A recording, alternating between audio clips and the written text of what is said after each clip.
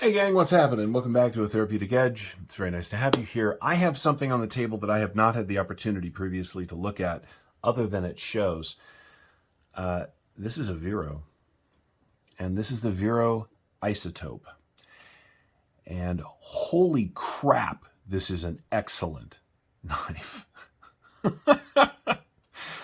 Yeah, this is a phenomenal piece of kit that I am really grateful for the opportunity to look at.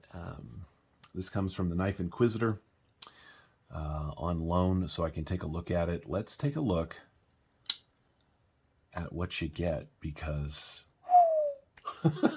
now I've held one at Blade Show. In fact, I've held a bunch of the Veros at Blade Show. I don't chase knives. When you tell me the only way to get a knife is to sit there by your phone and wait for the drop, and then I likely won't have one. I hate that level of stress. But I wish I could, because this thing is an absolute gorgeous monster. I mean, it's just beautiful.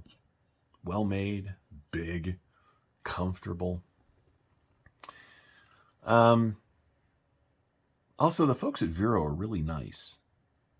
Women Carry Knives, Christine has had a lot of interaction with them over the years at shows. I've met them a couple of times. They're just super cool. So let's take a look at what you get on the Vero Isotope. First and foremost, it is an integral knife. As you can see, this is one piece of milled titanium. The blade is beautiful. It absolutely is gorgeous. And it's M390. I love the milling line, like the grind lines, excuse me, on this thing. It's just stunning. This is red CF on the inlay. It's got a nice pocket clip. In fact, the Vero pocket clips look an awful lot like their pry bars, something I've just come to notice. It has an externally mounted steel lock bar insert so that you're not titanium on M390. This happens to be number 60. I have no idea how many of these they made. Yeah, so the elephant in the room is these are about $600. Something like that, somewhere between $495 and about $600, I think, depending on the inlay and the work that you have done. That is a lot of money. It's not the only $600 knife I have laying around, which is weird to say, but, you know, true. One of my all-time favorites and a fairly recent addition to the family is the Chris Reeve Sebenza 31 in Bog Oak. These were about $660 new. I didn't pay that. I traded for it. But so that's what this is competing with. And I have to tell you, it competes really, really well. It is bigger. It is as refined. It's certainly an equally useful design. Now, do I wish that this was hollow ground like the Sebenza? Yeah, I do, but not everything to all people all the time, I suppose. Let's take a look at the rest of it. Yeah. So it has a sort of clip point blade, definitely drop point, almost looks clip point. It's got a lovely swedge across the top. It is a thick slice of that M390. It is running, of course, on ceramic bearings. Fit and finish on this particular version are exquisite. Close is wonderful. There's a little subtle flipper tab back here that I really like. However, I've missed it a couple of times while playing with it. You have to kind of think about it, right? See that? And I have learned that if you apply any pressure at all to the lock bar, it doesn't want to open. That's kind of a bummer. But it's not the only knife I've got like that. I have a number of knives that are lock bar sensitive. The Vero seems to be one. Now, it has a single fuller on the lock side of the blade, designed for flick deployment, which works beautifully. But there is no lefty love, which is why they make lefty versions of the knife. Let's get some specs out of the way on this monster. So you are looking at a little over, 3 2/3 of an inch of cutting on 4 inches of M390. The grip area, now it's interesting because technically it's here, but because it's all flat, you can come forward. But we'll do it in two ways. The overall grip from end to end is 1, 2, 3, 4, and 3/4. If you do it from inside this rear choil, it is 1, 2, 3, 4, just basically dead even. So plenty of knife, no matter how you want to hold it. The way that this handle is shaped, if you're doing particularly draw cuts, it is very comfortable. It is nice and pokey, in case you want to give something a little jab. This has been very slicey. I don't know how many people or how long this has been out in the world, but the M390 has done a marvelous job of holding an edge. God, this is pretty. It really is. The knife overall from end to end is 8 3/4 inches. It is a big, big knife. So that's 8. Yeah, 8 3/4.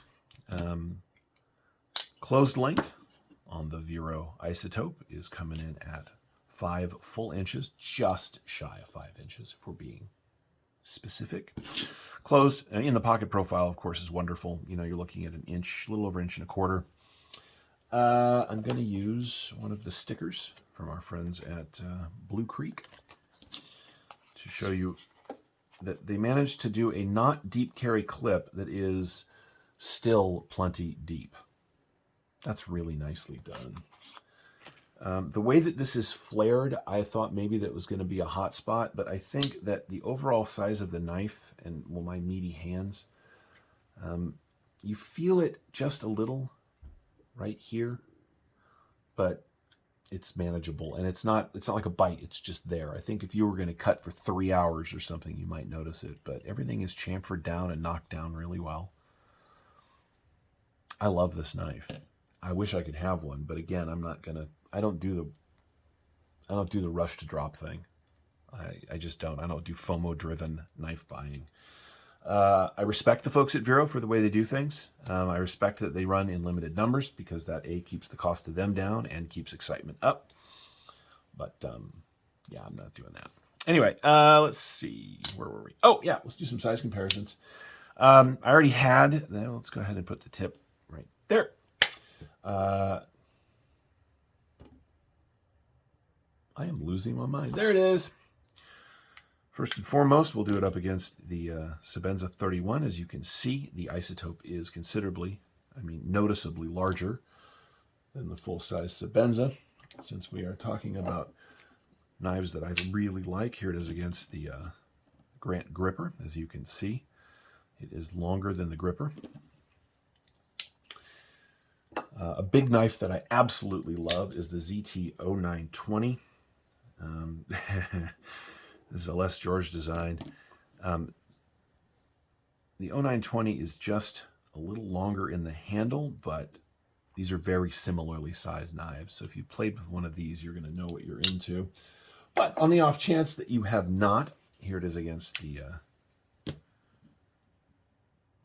PM2. As you can see, the PM2 is considerably smaller, which means that the full-size grip is also smaller. The Isotope is a big, big knife.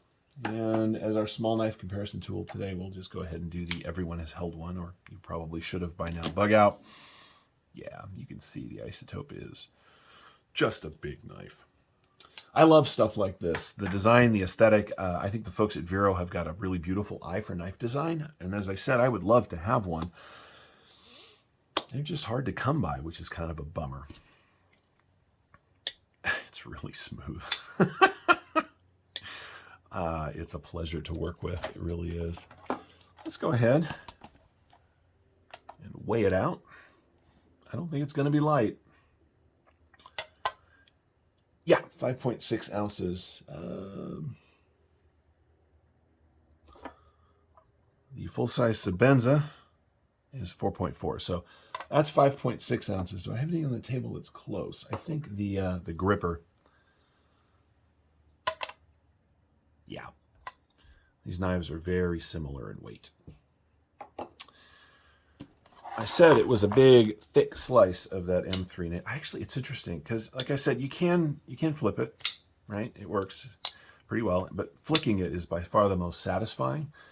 But it turns out I actually like to sort of just roll it. I don't know why. On this knife in particular, I found myself doing that a lot. All right, we are zeroed out. We are talking about 4 full millimeters, which is basically 159 thousandths of an inch. It's pretty good. It's a really straightforward blade design, right? It's nothing like earth-shattering.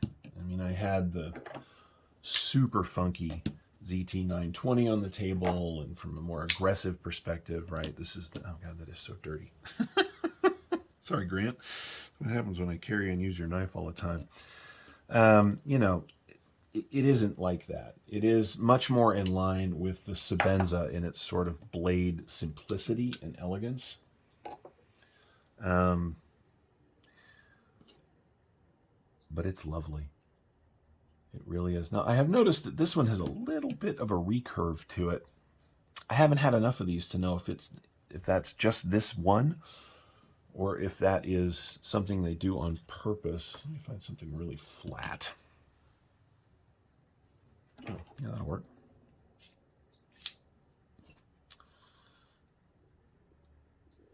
If I hold that up to the light, yeah, there's just a hair of recurve on that. I'll have to go online later and find out if it's supposed to be there or not. In the meantime, this is a fantastic knife. This is the Vero Isotope, the first Vero I've had a chance to have on the channel. I hope it is not the last. If you've been chasing one of these and you've been waiting, I mean, come on. If you've been chasing one of these, you already know. I don't know who I'm kidding, but just the same.